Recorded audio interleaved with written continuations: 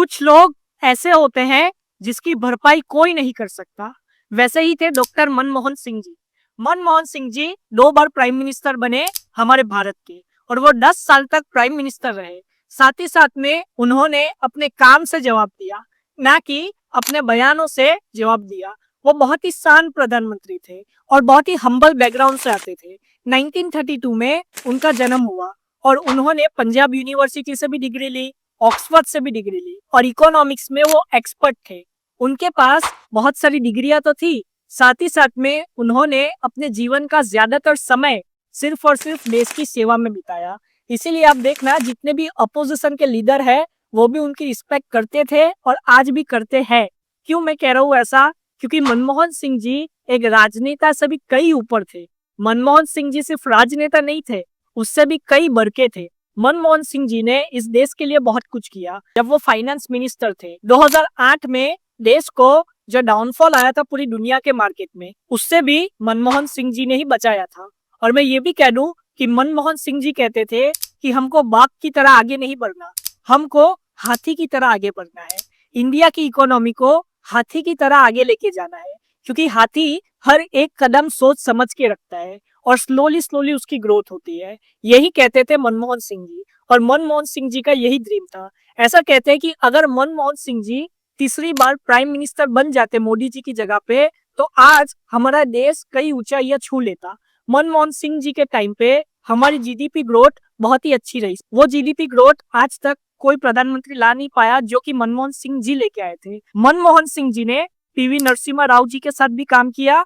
साथ ही साथ में जब एपीजे अब्दुल कलाम जी प्रेसिडेंट थे हमारे देश के, तब भी उनके साथ मिलके काम किया। मनमोहन सिंह जी ने 10 साल काम किया प्रधानमंत्री के तौर पे।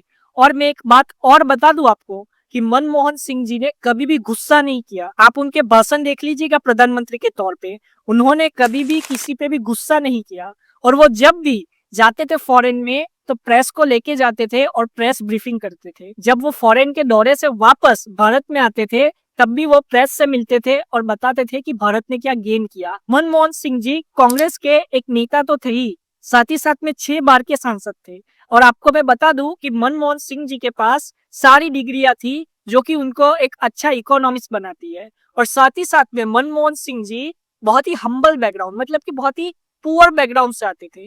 वो लालटेन में पढ़ते थे। आप सोच सकते हो कि जो लालटेन होती है वहां पे पढ़ते थे। 12 साल तक उनके गांव में बिजली नहीं आई जब वो पैदा हुए, तो वो लालटेन लेके पढ़ाई करते थे। और मनमोहन सिंह जी हमेशा देश के प्रति वफादार रहे।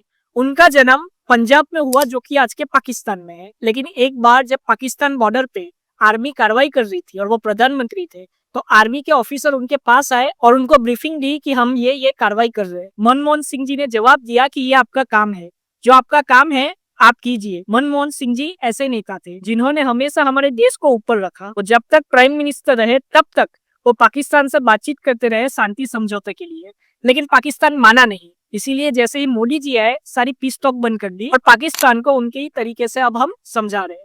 मनमोहन सिंह जी बहुत ही शांत नेता तो थे ही, साथ ही साथ में वो सिर्फ इंडिया की इकोनॉमिस्ट नहीं थे, बल्कि पूरी दुनिया की इकोनॉमिस्ट थे। मैं ऐसा क्यों कह रहा हूँ? क्योंकि मनमोहन सिंह जी जहां पे भी जाते थे, लोग उनसे सवाल करते थे।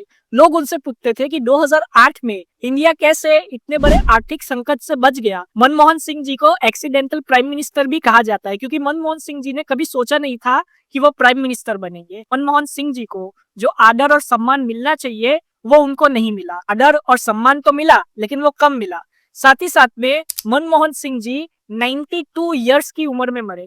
मनमोहन सिंह जी ने हमारे देश के लिए भी बहुत कुछ किया। उन्होंने हमारे देश को बहुत सारे आर्थिक संकट से भी बचाया। इसी से आप सोच सकते हो कि मनमोहन सिंह जी क्यों हमारे देश के लिए एक हीरा थे।